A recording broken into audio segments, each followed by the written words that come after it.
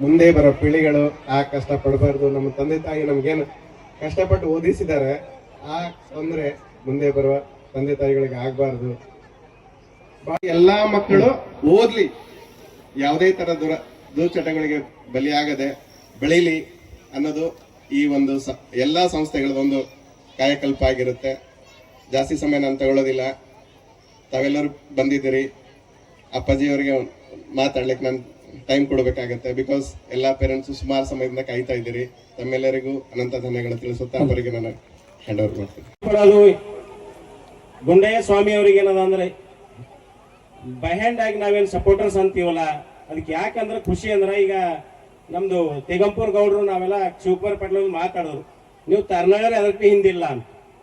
ನಮ್ ತರ್ನಾಳಿದ ಪ್ರತಿಯೊಂದ್ರ ನಾವು ಇವತ್ತಿನ ಡೇಟಿಗೆ ಹೇಳ್ಬೇಕಾದ್ರೆ ಪ್ರತಿಯೊಂದು ಇದ್ರಾಗ ನಮ್ ಸಣ್ಣ ಊರಿರಲ್ಲ ಯಾಕ, ಬಟ್ ಪ್ರತಿಯೊಂದು ಕ್ಷೇತ್ರದ ಇವತ್ತು ಈ ಸೌಂಡ್ ಅದ ಅದು ನಮ್ ತರಳಿದವ್ರೆ. ಜಿಲ್ಲಾ ಇಲಾಖ ಟಾಪರ್ ಸಿಂಗರ್ ಶಿಲ್ಪಾ ಸ್ವಾಮಿ ನಮ್ ತರಳಿದವ್ರೆ, ಪಟ್ನೆ ಪ್ರಿಂಟರ್ಸ್ ನಮ್ ತರಳಿದವ್ರೆ, ಸೋಲಾಪುರ್ ಡಾಕ್ಟರ್ ನಮ್ ತರಳಿದವ್ರೆ, ನಾರಂಜ ಸಾಗರ್ ಸಕ್ಕರೆ ಕಾರ್ಯಕ್ರಮ 3ನೇ ಬಾರಿಗೆ ಒಂದ್ ಸಣ್ಣ ಊರಾಗ ಸಣ್ಣ ಕುಟುಂಬ ಹುಟ್ಟಿದರ್ತಕ್ಕಂಥ ನಾನು ಗುರುಪಾದಪ್ಪ ನಾಗಮಾರ್ ಪಡೆಯುವ ಆಶೀರ್ವಾದ 3ನೇ ಬಾರಿ ಡೈರೆಕ್ಟರ್ ಆಗಿ ನಮ್ ತರಳಿದವ್ರೆ.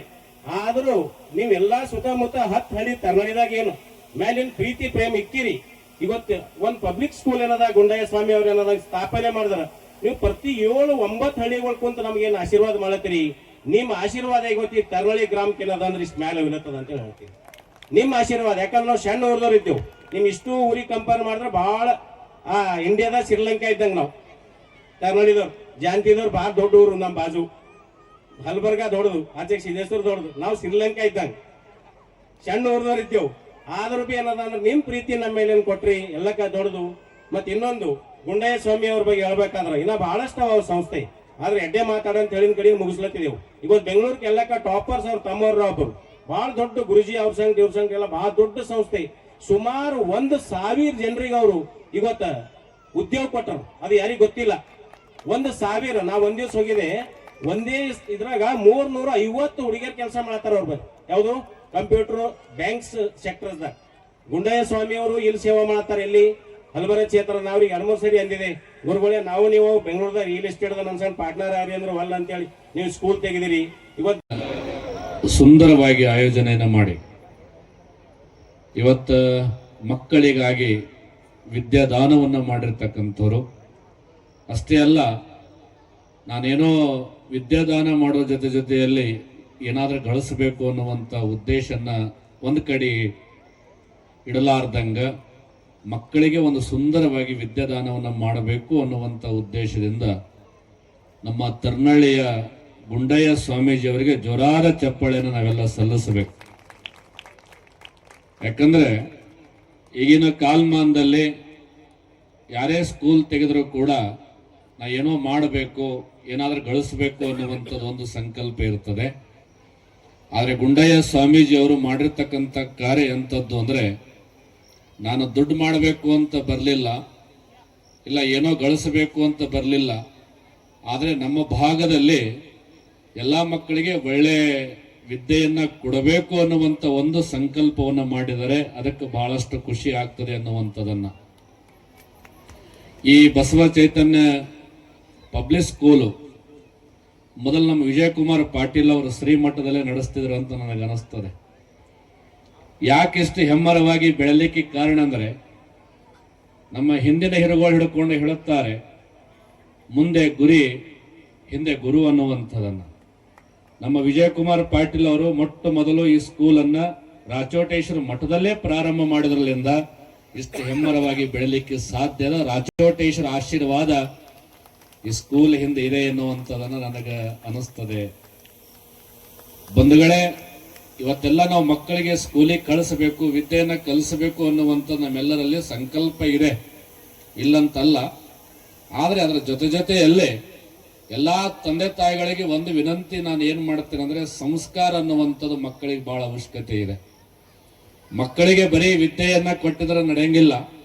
ಮಕ್ಕಳಿಗೆ ಏನಾದ್ರೂ ದೊಡ್ಡ ಆಫೀಸರ್ ಮಾಡೋದು, ಇಲ್ಲ ಇಂಜಿನಿಯರ್ ಮಾಡಿಸೋದು, ಡಾಕ್ಟರ್ ಮಾಡಿಸೋದು, ಅದನ್ನು ಒಂದು ಕಡೆ ಇಟ್ಕೊಂಡು ಅದರ ಜೊತೆಯಲ್ಲಿ ಮಕ್ಕಳಿಗೆ ಒಳ್ಳೆಯ ಸಂಸ್ಕಾರವನ್ನ ಕೊಟ್ಟಾಗ ಮಾತ್ರ ಆ ಮಕ್ಕಳು ಒಳ್ಳೆ ನಾಗರಿಕರಾಗಿ ಒಳ್ಳೆ ವಿದ್ಯಾವಂತರಾಗಿ ಬಾಳಲಿಕ್ಕೆ ಸಾಧ್ಯ ಇದೆ. ನಮ್ಮ ಭಾರತ ದೇಶದಲ್ಲಿ ಎದಕ್ಕೆ ಮಹತ್ವ ಇದೆ ಅಂದ್ರೆ ಸಂಸ್ಕಾರಕ್ಕಿದೆ. ಇಡೀ ನಮ್ಮ ದೇಶದ ಕಡೆ ಎಲ್ಲರೂ ಕೈ ಮುಗಿದು ಯಾಕೆ ನೋಡ್ತಾರೆ ಅಂದ್ರೆ ಇಲ್ಲಿ ಸಿಗುವಂತ ಒಂದು ಸಂಸ್ಕಾರ, ಇಲ್ಲಿ ಸಿಗುವಂತ ಒಂದು ನಿಮ್ಮ ವಿಶ್ವಾಸ, ಪ್ರೀತಿ, ಬಾಂಧವ್ಯವನ್ನ ಈ ಜಗತ್ತಿನಲ್ಲಿ ಎಲ್ಲಿ ಕೂಡ ಸಿಗ್ಲಿಕ್ಕೆ ಸಾಧ್ಯ ಇಲ್ಲ. ಎಲ್ಲಾದ್ರೂ ಒಳ್ಳೆಯ ಸಂಸ್ಕಾರ, ಒಳ್ಳೆಯ ಪ್ರೀತಿ, ವಿಶ್ವಾಸದಿಂದ ಬದುಕ್ತಾ ಇದ್ದಾರೆ ಆ ದೇಶ ಯಾವ್ದಾದ್ರೆ ಅದು ಕೇವಲ ನಮ್ಮ ಭಾರತ ದೇಶ ಅನ್ನುವಂಥದ್ದನ್ನ ನಾವೆಲ್ಲ ತಿಳ್ಕೊಳ್ಬೇಕು. ಒಂದು ಒಳ್ಳೆ ವ್ಯಕ್ತಿಯಾಗಿ ಬಾಳಲಿಕ್ಕೆ ಸಾಧ್ಯದೆ, ಮುಂದೆ ಒಬ್ಬ ದೊಡ್ಡ ವ್ಯಕ್ತಿನಾಗಿ ಬೆಳಲಿಕ್ಕೆ ಸಾಧ್ಯ ಅನ್ನುವಂಥದ್ದನ್ನ ನಾವು ತಿಳ್ಕೊಳ್ಬೇಕು. ಅದಕ್ಕೆ ಸಂಸ್ಕೃತದಲ್ಲಿ ಹೇಳ್ತಾರೆ, ಈ ಜಗತ್ತಿನಲ್ಲಿ ಯಾವುದು ದಾನ ದೊಡ್ಡದಪ್ಪ, ಬಹಳ ಸುಂದರವಾಗಿ ಹೇಳ್ತಾರೆ ಅವರು. ಅನ್ನದಾನಂ ಪರಂ ದಾನಂ ವಿದ್ಯಾದಾನಂ ಮತಃ ಪರಂ ಅನ್ನೇನ ಚಣಕಾ ತೃಪ್ತಿ ಯಾವ ಜೀವಂಚ ವಿದ್ಯೆಯ. ನಾವು ಅನ್ನದಾನ ಮಾಡಿದೇವು ಅಂದ್ರೆ ಮತ್ತೆ ಹಸಿವೆ ಆಗ್ತದೆ, ಮತ್ತೆ ಊಟ ಮಾಡ್ತೀವಿ. ಆದ್ರೆ ಒಂದು ಸಲ ಮಕ್ಕಳಿಗೆ ಸುಂದರವಾಗಿರ್ತಕ್ಕಂಥ ವಿದ್ಯಾದಾನವನ್ನ ಮಾಡಿದೆವು ಅಂದ್ರೆ ಜೀವನ ಪರ್ಯಂತವಾಗಿ ಇರ್ತಕ್ಕಂಥ ದಾನ ಅಂದ್ರೆ ಅದು ವಿದ್ಯಾದಾನ ಅನ್ನುವಂಥದ್ದನ್ನ ನಾವು ತಿಳ್ಕೊಳ್ಬೇಕು. ಅಂತ ವಿದ್ಯಾದಾನವನ್ನ ಯಾವ್ದು ಮಾಡ್ತಾ ಇದೆ ಅಂದ್ರೆ ಬಸವ ಚೈತನ್ಯ ಪಬ್ಲಿಕ್ ಸ್ಕೂಲ್ ಮಾಡ್ತಾ ಇದೆ. ಆ ಸ್ಕೂಲಿಗೆ ಜೋರಾದ ಚಪ್ಪಾಳೆಯನ್ನು ನಾವೆಲ್ಲ ಸಲ್ಲಿಸಬೇಕು. ಬಂಧುಗಳೇ, ನಾವೆಲ್ಲ ಸ್ಕೂಲನ್ನು ನೋಡ್ತಾ ಇದ್ದೀವಿ, ಅಲ್ಲಿ ಮುಖಂಡರನ್ನ ನೋಡ್ತಾ ಇದ್ದೀವಿ, ಅಲ್ಲಿ ಅಧ್ಯಕ್ಷರನ್ನ ನೋಡ್ತಾ ಇದ್ದೀವಿ. ಅವ್ರ ಕನಸು ಏನಾಗಿರ್ತಂದ್ರೆ ಏನೋ ಮಾಡಬೇಕು ಅಂತೆ. ಆದ್ರೆ ಬಸವ ಚೈತನ್ಯ ಸ್ಕೂಲ್ ಏನು ಉದ್ದೇಶ ಅಂತಂದ್ರೆ ಮಕ್ಕಳಿಗೆ ಒಳ್ಳೆಯ ಸಂಸ್ಕಾರವನ್ನ ಕೊಡಬೇಕು. ನಮ್ಮ ಇರ್ಶೆಟ್ಟಿ ಪಟ್ನೆ ಅವರು ಹೇಳಿದರು, ನಿಜದ ಕೂಡ ಎಲ್ಲವನ್ನ ಉದ್ಭವ ಆಗಿದ್ದು ತರ್ನಾಳಿಯಲ್ಲಿ. ಸಣ್ಣ ಊರಾದ್ರೂ ಕೂಡ ನಾವೆಲ್ಲರೂ ಒಂದಾಗಿ ಬಾಳ್ತೀವಿ ಅನ್ನೋಂಥದ್ದು ಬಹಳ ಖುಷಿ ನನಗೆ. ಆದ್ರೆ ನಿಮ್ಮ ಖುಷಿಗೆ ನಾವು ಖುಷಿ ಕೊಡ್ತೀವಿ. ಆದ್ರೆ ನೀವು ಏನು ಮಾಡಿದ್ರು ಕೂಡ ಹಲಬರ್ಗ ಗ್ರಾಮ ಆದ್ರೂ ನಿಮ್ ಹಿಂದೆ ಪ್ರೋತ್ಸಾಹ ಇದೆ ಅನ್ನುವಂಥದ್ದನ್ನ ನೀವು ತಿಳ್ಕೊಳ್ಬೇಕಾಗಿದೆ. ಯಾಕಂದ್ರೆ ಹಲಬರ್ಗ ಗ್ರಾಮ ಅಂತಂದ್ರೆ ಎಲ್ಲರನ್ನ ಒಳಗೊಂಡು ಅವರಿವರನ್ನದೇ ಮುಕ್ತವಾಗಿ ಶ್ರಮ ಜೀವನವನ್ನ ಕೊಡ್ತಕ್ಕಂಥ ಗ್ರಾಮ ಅಂದ್ರೆ ಅದು ಹಲಬರ್ಗ.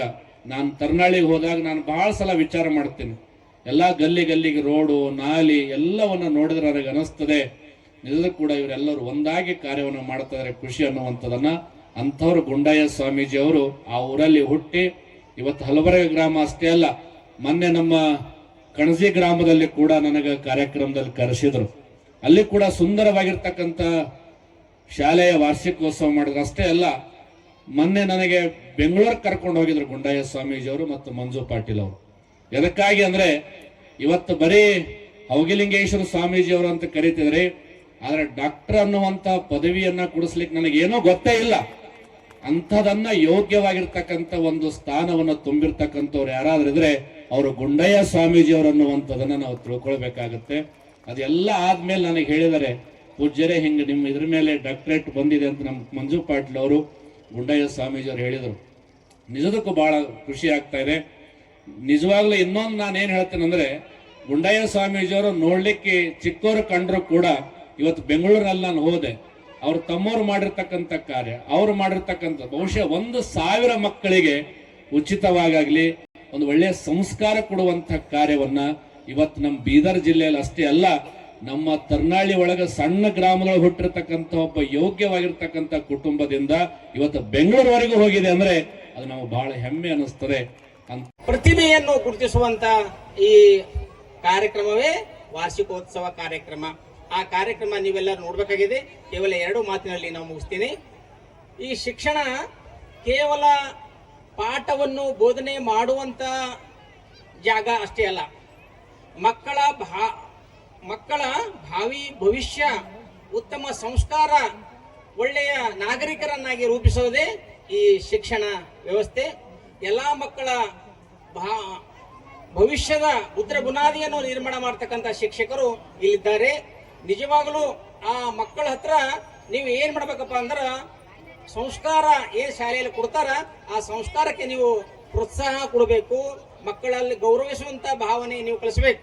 ಯಾವುದೇ ಮಗು ಇರಲಿ, ಯಾವುದೇ ಟೀಚರಿಗೆ ಒಂದ್ ವೇಳೆ ಏಕವಚನದಲ್ಲಿ ಮಾತಾಡ್ತಾ ಇದ್ದೀರ ಅಂದ್ರ ಆ ಮಗುವಿಗೆ ಆ ಶಿಕ್ಷಣ ಹತ್ತುವುದಿಲ್ಲ. ಸರಿಯಾಗಿ ನೆನ್ಪಿಟ್ಕೋರಿ ನೀವು.